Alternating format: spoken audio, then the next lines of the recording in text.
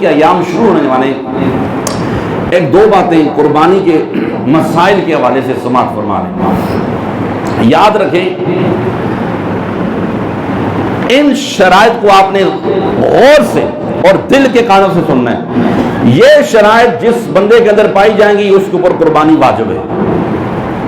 اب شرائط کب پائی جائیں؟ یہ جو عید الاضحیٰ کے جو 3 دن ہیں ایام ذی الحجہ کے 10 11 12، لیکن آپ نے یہ دیکھنا ہے کہ آپ کے اوپر اگر یہ شرائط پائی جائیں قربانی واجب ہو تو آپ جانور کب خریدیں؟ 1 ہفتہ پہلے خریدیں، 2 دن 3 دن 4 دن. ادھر دیکھیں جس دن آپ جانور خریدتے ہیں اس دن آپ نے اپنے اندر ان شرائط کو تلاش کرنا ہے. اگر یہ شرائط آپ کے اندر پائی گئی تو آپ کے اوپر قربانی واجب ہے. بہت سارے لوگ ہمارے گھروں کے اندر ایک بہت زیادہ غلط یہ رسم و رواج ہے. ایک راؤنڈ لگتا ہے جی، اس سال ابا کی طرف سے قربانی ہے، اگلے سال والدہ کی طرف سے، اگلے سال بیٹے کی طرف سے، اگلے سال بیٹی کی طرف سے، دادا کی طرف سے، دادی کی طرف سے. حالانکہ ہوتا یہ ہے بعض دفعہ پورے گھر کے جتنے افراد ہیں سب کے اوپر قربانی واجب ہوتی ہے اور ہم ایک قربانی کر کے بعد چھوڑ دیتے ہیں، باقی سارے گنہگار ہوتے ہیں. اور پھر بعض لوگ یہ بھی کہہ دیتے ہیں ہم نے یہ سنا ہے کہ جب پہلی قربانی کی جائے تو پہلی قربانی اللہ کے نبی کی طرف سے کی جاتی ہے. یہ بھی غلط مسئلہ ہے. پہلی چیز شرائط یاد رکھیں قربانی کے ان ایام میں سب سے پہلا جو مسئلہ ہے بندے کے لیے مسلمان ہونا ضروری ہے. کیا ہے؟ کافر کو وہ قربانی نہیں ہے. دوسرا عاقل اور بالغ ہونا، عاقل مند بندہ ہونا ضروری ہے. مجنون جو ہے جو پاگل ہے اس کے اوپر قربانی واجب، بالغ کے اوپر قربانی واجب ہے، نابالغ کے اوپر قربانی واجب نہیں ہے. اور اس کے بعد جو اگلی شرائط ہے وہ ہے مقیم ہونا. مسافر کے اوپر قربانی واجب.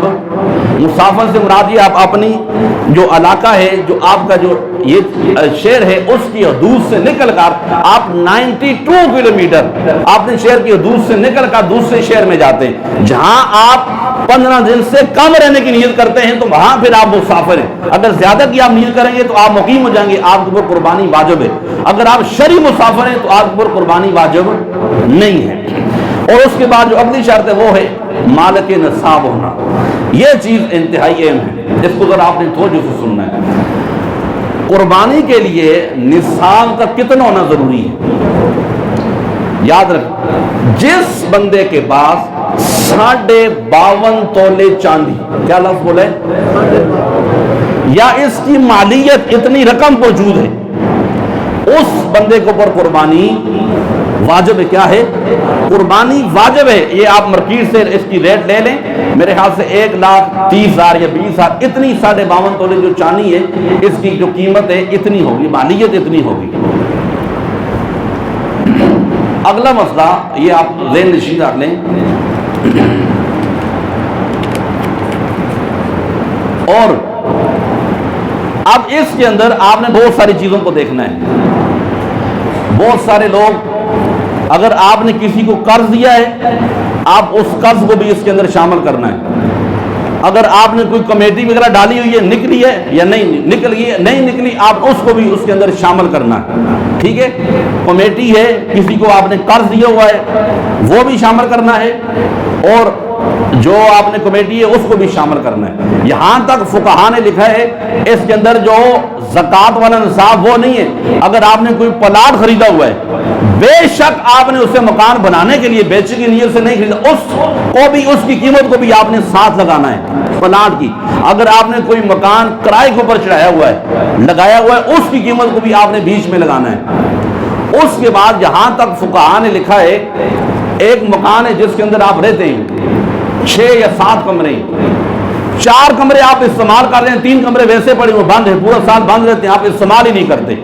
فقہاء نے لکھا ہے حاجت اصلیہ سے زیادہ جو ضرورت زندگی سے زیادہ آپ کے پاس سامان ہے ویسے پڑا ہوا ہے، ان 3 کمروں کی قیمت بھی آپ لگائیں گے. پھر کوئی ایسے کپڑے ہیں ایسے جوتوں کے جوڑے ہیں، یہ دیکھیں قربانی کی اہمیت، جو آپ پہنتی نہیں. جیسے ہماری مائیں بہنیں بیٹیاں ایک بار وہ کپڑے سوٹ لیا پھر اسے ایک بار شادی پہ استعمال کر لیا پھر اس کے بعد استعمال ہی نہیں ہوتا. جوتے ایک بار استعمال کیے پورا سال استعمال ہی نہیں ہوتے. گرمیوں کے سردیوں کے جو آپ کے استعمال میں نہیں ہے ضرورت زندگی سے زیادہ ہے ان کی قیمت کو بھی لگایا جائے گا۔ اب ضروریات حاجت اصلیہ کیا ہے؟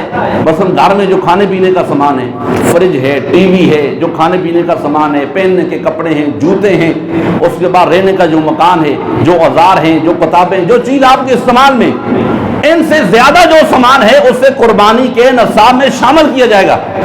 اب یہ ساری چیزیں آپ نے شامل کرنی ہے۔